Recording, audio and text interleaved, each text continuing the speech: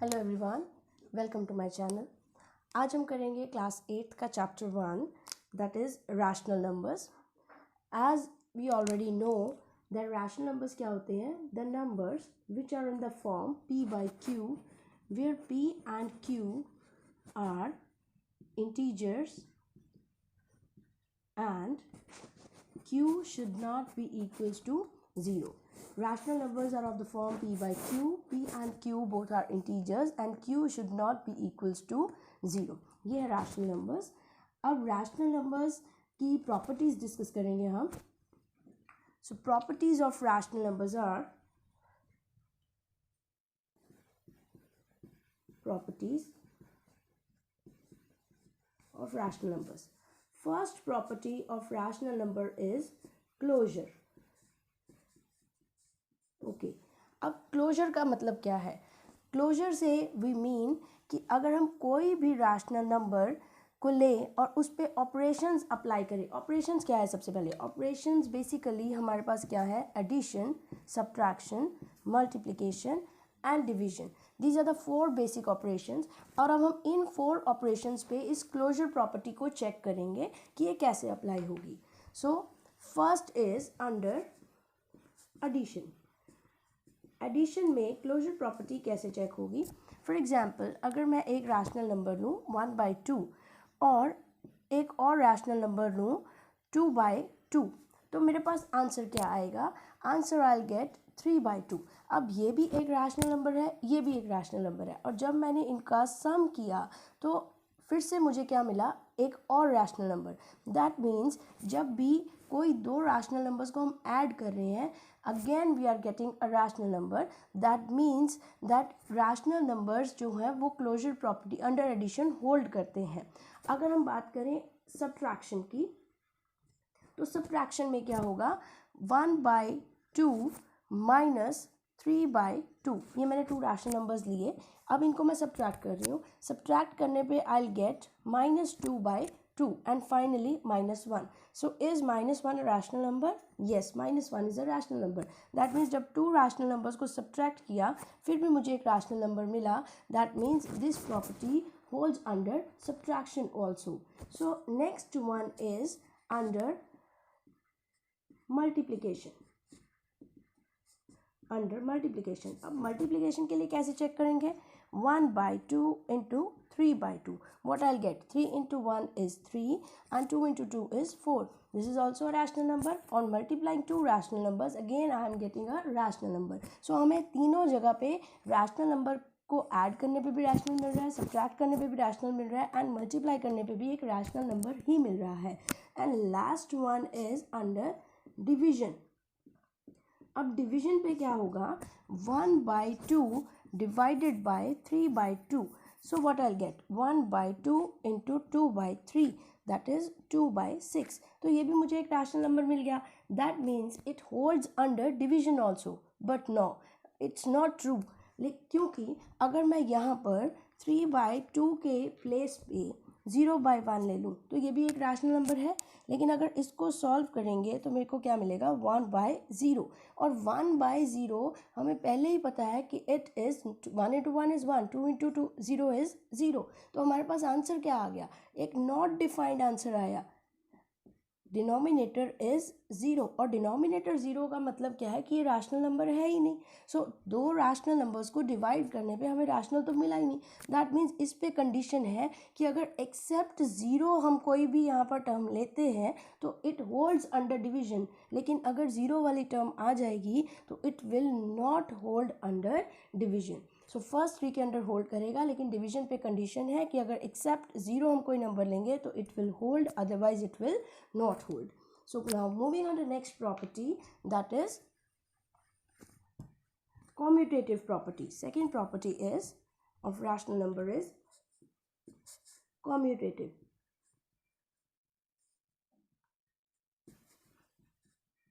Okay, अब commutativity क्या है? Firstly we will check it under addition. Under addition अगर चेक करते हैं, कॉम्यूटेटिविटी बेसिकली क्या होती है कि अगर मैं 2+3 लिखूं या 3+2 लिखूं, एक ही बात है. सिर्फ मैंने इनकी पोजीशन को इंटरचेंज किया है. 2 + 3 is 5 and 3 + 2 is also 5, लेकिन हमें चेक करना है क्या ये प्रॉपर्टी अंडर रैशनल नंबर्स में होल्ड करती है या नहीं. So for example if I right 1/2 and 3/2 और इसका आंसर क्या आएगा मेरे पास 4/2. अब मैं इनकी पोजीशन को इंटरचेंज करती हूँ and on interchanging the position I will get 3/2 plus 1/2, that is 4/2. So we are getting same answer. That means this holds under addition. So we can write here a by b plus c by d is equals to c by d plus a by b. Now we will check under subtraction. अब subtraction के लिए भी example लेते हैं. Let it be 3/2 minus 1/2. तो इसका answer क्या आएगा 2/2. और अगर मैं इनकी पोजीशन इंटरचेंज करूँ 1/2 minus 3/2 तो इसका आंसर क्या आएगा -2/2. This is 1 and this is -1. So answers are not same. That means this property does not hold under subtraction. So we can simply write that a plus b minus c by d is not equals to c by d minus a by b. It holds under addition but it does not hold under subtraction. Next one is multiplication. Now for multiplication we will take example 2/3 into 1/3. तो हमें answer क्या मिलेगा 2/9. अब अगर इनकी position interchange करते हैं then we will get 2/9. Yes, it holds under multiplication also. So we can write here a by b into c by d is equals to c by d into a by b. Yes. And last one is under division. Now for division, let us take example 1/2 divided by 3/2. What we will get 1/2 into 2/3, that is 2/6. Now interchanging their position 3/2 divided by 1/2, what we will get 3/2 into 2/1, that is 6/2. So answers are not same. That means it does not hold under division. So we can write here a by b divided by c by d is not equals to c by d divided by a by b. So it holds under addition as well as multiplication, but it does not hold for subtraction and division. Now moving on to next property. Okay, next property is associative.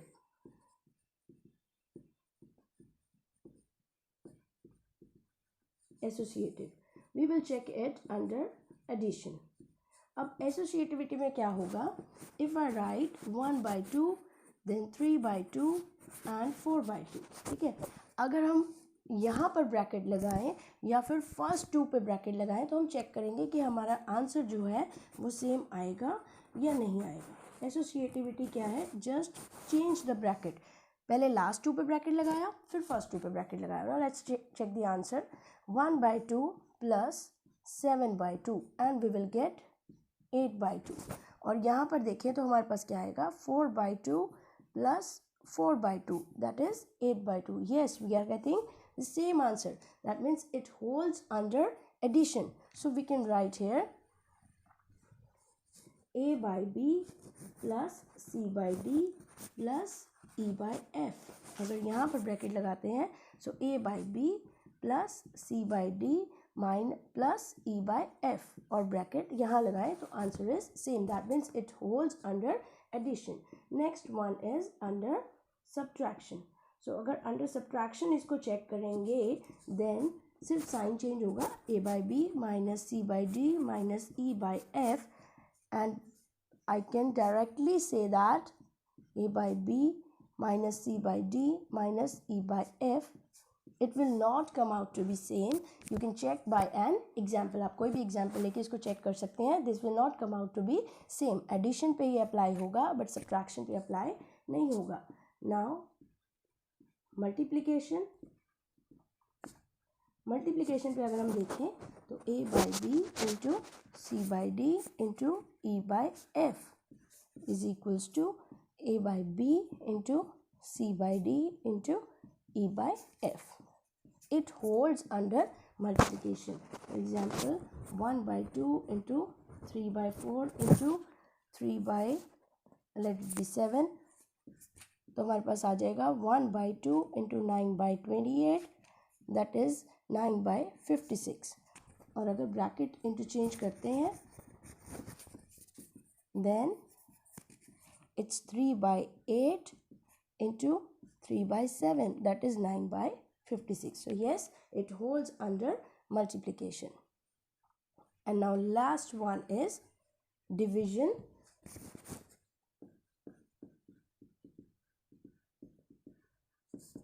So under division, A by B divided by C by D divided by E by F, it is not equals to A by B, C by D, E by F.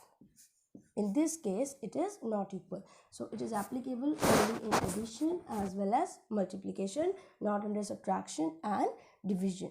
Now, the last property is distributive property. Last one is distributive property. अब distributive property जैसे कि name से ही idea हो रहा है. For example अगर मैं लिख दूँ 2 into 3 plus 4, तो ये डिस्ट्रीब्यूट किया गया. हम इसको डिस्ट्रीब्यूट करते हैं. फर्स्ट को हम फर्स्ट से मल्टीप्लाई करेंगे, ये हम ऑलरेडी कर चुके हैं वैसे. 2 into 3 plus 2 into 4 and distribute कर दिया हमने. जो ब्रैकेटेड टर्म थी फर्स्ट को फर्स्ट से एंड फर्स्ट को सेकंड से मल्टीप्लाई कर दिया. अब यही चीज़ जो है ये रैशनल नंबर्स पे भी एप्लीकेबल है. If I write 1 by 2 into 3 by 2 plus 3 by 4, so we can write it as, हम distributive property apply करके इसको लिख सकते हैं 1 by 2 into 3 by 2 plus 1 by 2 into 3 by 4, और separately इनको solve कर देंगे. That is 3 by 4 and 3 by 8, and finally we can get the answer. Main thing was that distributive property is applicable in rational numbers also. First को इससे multiply किया and then first को second term से multiply किया. So this is all about the properties, and I hope this is clear to everyone. Now moving on to next topic, that is next topic is additive inverse of a rational number. कोई भी अगर rational number हमें given है, for example it's 1 by 2, this is rational number. इसका additive inverse find करना है. अब additive inverse क्या होता है? जब भी हम किसी नंबर के नेगेटिव से ऐड करें और हमें ज़ीरो आंसर मिले, किसी भी नंबर को कोई ऐसे नंबर से हम ऐड करें कि हमें फाइनल आंसर जो है वो ज़ीरो मिले, उस नंबर को हम एडिटिव इन्वर्स बोलते हैं. सो 1 by 2 का एडिटिव इन्वर्स क्या होगा? -1 by 2, because plus minus minus and 1 by 2 - 1 by 2 is 0. So simply अगर हमें additive inverse of 1 by 2 find करना है, so we can directly write it as -1 by 2. ऐसे ही अगर हमें -3 by 4 का एडिटिव इन्वर्स फाइंड करना है, then answer will be 3 by 4. हम क्वेश्चन को वैसे ही रहने देंगे, जो फ्रैक्शन है उसको वैसे ही रहने देंगे, just we will change the sign. अगर प्लस है तो वो माइनस हो जाएगा, अगर माइनस है तो वो प्लस हो जाएगा. बस दैट्स इट, और कुछ नहीं करना. We will simply change the sign, fraction को एज इट इज़ ही रहने देंगे. Now the next topic is multiplicative inverse. Okay, multiplicative inverse क्या है? अगर हमें 3 by 4 का मल्टीप्लिकेटिव इन्वर्स फाइंड करना है, तो इसका मल्टीप्लिकेटिव इन्वर्स क्या होगा? That is 4 by 3. 4 by 3 हमने सिर्फ इस फ्रैक्शन को रेसिप्रोकेट कर देना है. We are not suppose to change the sign. Second अगर हम लें -2 by 3, तो इसका मल्टीप्लिकेटिव इन्वर्स क्या आएगा हमारे पास? -3 by 2. We will simply reciprocate the rational number. We will simply reciprocate the fraction. We are not going to change the sign. Additive inverse में हम सिर्फ साइन चेंज करते हैं, और मल्टीप्लिकेटिव इन्वर्स में हम साइन चेंज नहीं करते, हम फ्रैक्शन को ही रेसिप्रोकेट कर देते हैं. This is the difference between both of them. Let's do one question. For example this is the question, इसका हमें एडिटिव इन्वर्स भी फाइंड करना है और मल्टीप्लिकेटिव इन्वर्स भी फाइंड करना है. सो आंसर वुड बी, अगर इसका एडिटिव इन्वर्स लिखे then answer will be 3/4. We will simply change the sign. और इसी का ही अगर मल्टीप्लिकेटिव इन्वर्स फाइंड करना है तो साइन तो वैसे ही रहेगा और जो फ्रैक्शन है वो रेसिप्रोकेट हो जाएगा. So I hope it is clear now. Now as this video is going lengthy, so I'll be covering the remaining topics in my next video. Till then, stay blessed. Thank you.